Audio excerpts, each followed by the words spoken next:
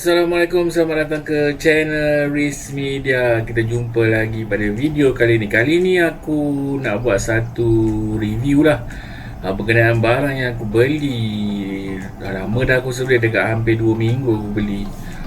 Tak sempat lagi nak buat video. Kali ni aku nak buat video lah, tunjuk kat korang apa barang tu.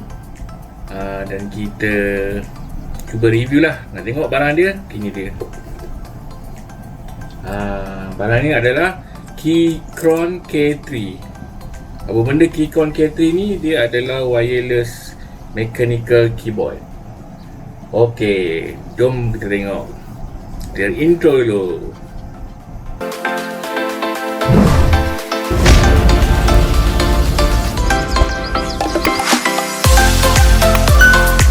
Alright, Assalamualaikum. Selamat datang ke channel Riz Media. Bagi korang yang belum lagi subscribe video ni, belum lagi subscribe channel ini, korang boleh subscribe sekarang. Tekan butang subscribe kat bawah tu laju-laju dan dapatkan lagi video-video menarik aku yang akan datang. Okey, korang, kali ni aku cuba nak review satu barang daripada Keychron, iaitu kalau korang memang dah tahu apa Keychron ni adalah wireless keyboard lah.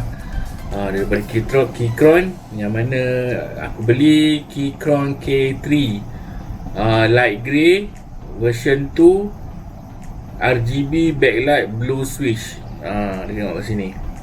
Kalau korang nampak lah. Nampak? Tak nampak lah. Okay, ni dia bentuk dia. Korang dapat kotak macam ni. Aku sebenarnya bukan beli dekat Shopee ke, kat Lazada ke apa. Aku bukan disponsor pun untuk buat video ni. Memang semata-mata untuk konten dia. Okay, kotak ni macam kotak biasa keyboard kalau korang pernah beli keyboard lah. Ada setengah keyboard tu dia tak bagi pun kotak macam ni. Kotak ni memang marvelous lah. Aku bukan buat video unboxing, kalau korang nak tahu. Ini bukan video unboxing. Aku dah boring dah tengok video unboxing. Aku tengok korang apa benda yang antara aku sebenarnya tak godek habis lagi feature-feature ni. Semua pakai je untuk aku punya keyboard, untuk aku punya komputer lah. Okey, sekarang ni dekat belakang yang ada tulis dia punya apa benda dia. Compact design, compatibility Mac dengan Windows, dua-dua boleh pakai. Dan secara default korang akan dapat Mac punya keyboard lah. Korang boleh tukar keyboard dia tu, ada dibagi tools untuk korang cabut. Yang bestnya keyboard ni, korang boleh cabut key tu, korang boleh tukar dengan design-design yang lain yang ada lah. Kalau korang minat, korang belilah. Okey, dia wireless dan juga wired. Apa yang aku suka adalah keyboard ni menggunakan wireless Bluetooth 5.0 tak silap aku. Dan juga kalau korang nak charge, korang tak payah bawa bateri, korang just cucuk dekat lubang dia Type C. Dan boleh pair sampai 3 device. Korang boleh pair keyboard ni dengan 3 device. Contoh kalau korang pair dengan korang punya laptop, korang pair dengan korang punya iPad, ataupun pair dengan korang punya phone. Sampai 3. Aku tak ada lah sampai betul sekali. Battery life dia boleh bertahan sampai 2 minggu kalau backlight tu korang disable kan. Dan juga ada 15 light effect. Dia ada light effect lah, korang boleh tukar-tukar. Ada 15. Ya ke 15? Aku pun tak pastilah. Aku pun tak godek habis lekan kita tengok Alright, sekarang ni apa yang dia bagi, korang boleh tengok apa kat dalam video unboxing yang lain. Sekarang mari kita tengok macam mana rupa bentuk dia. Okey, sekarang ni korang tengok macam mana rupa bentuk dia. Ni ada keyboard dia. Kalau korang tengok daripada atas, right. Okey, lampu dia nanti aku tunjuk macam mana. Ni yang saya dekat. Korang nampak macam ni keyboard dia. Memang premium color dia. Aku pernah kat bawah tu. Keyboard dia, keypad dia boleh cabut lah kan. Okey, sekarang kita tengok button atas. Okey, alright, dia ada basic keyboard lah biasa. Nak tengok kotor sikit juga aku punya keyboard, tak gelap lagi. Okay, sekarang kita tengok dekat bahagian depan keyboard ni. Okay, jom. Okay, dekat sini dia ada button untuk korang offkan Bluetooth, dan juga korang boleh tukar Windows ke Android ke Mac ke kan, korang boleh tukar sini. Dan ini adalah lubang Type-C, korang boleh charge korang punya keyboard lah, tak payah pakai bateri. Dia macam bateri check phone korang lah kalau Type-C. Dan itu saja. Ini daripada alright, ni ada daripada belakang. Kalau korang tengok, ni dia ada dia punya tapak dia. Ni nak bagi tinggi atau korang suka rendah, korang boleh adjust lah. Tu dia.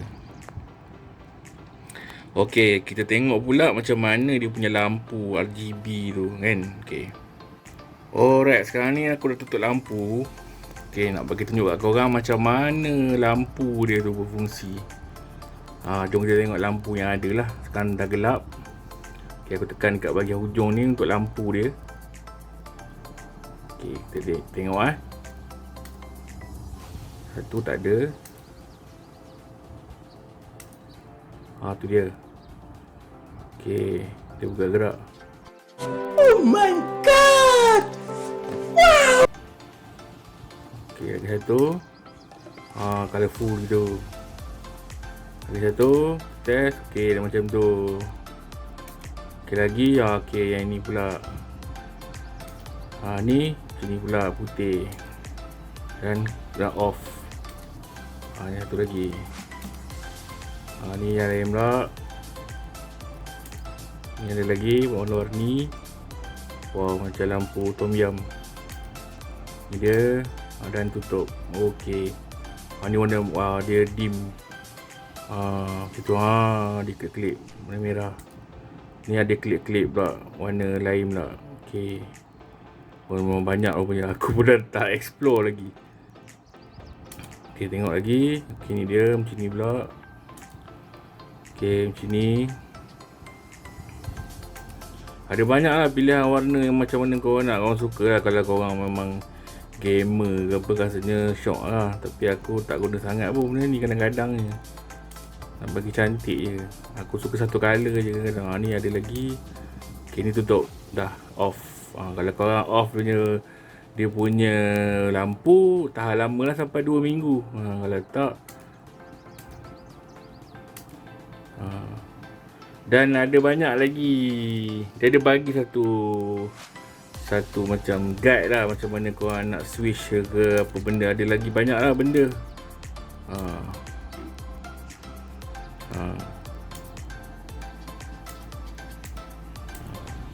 Kita main. Okey, sekarang ni kita tengok macam mana bunyi dia pula. Kita dengar macam mana bunyi dia.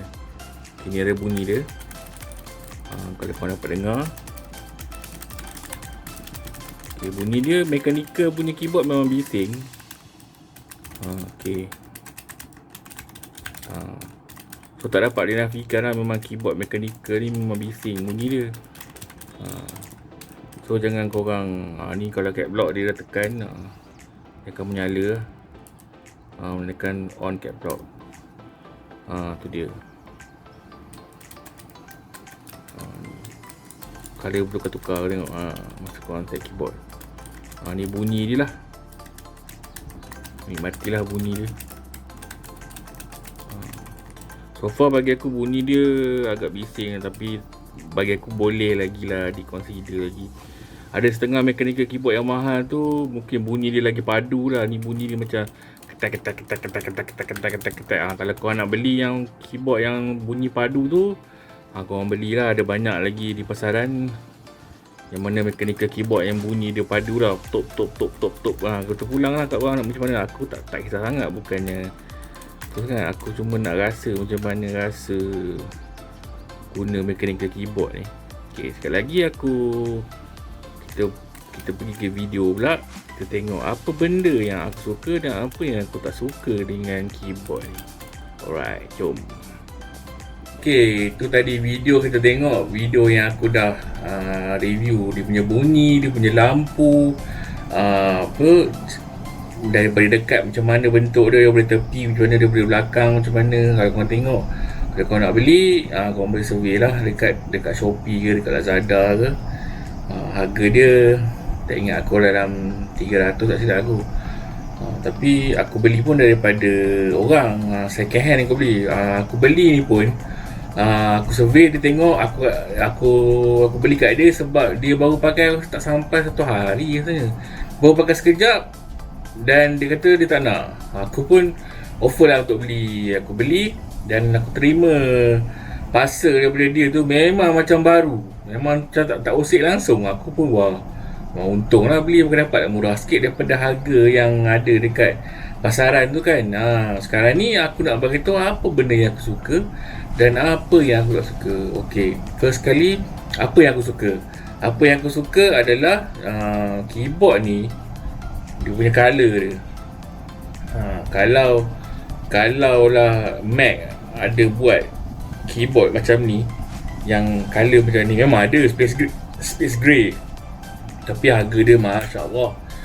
Untuk iMac tak silap aku ada. Untuk iMac ada.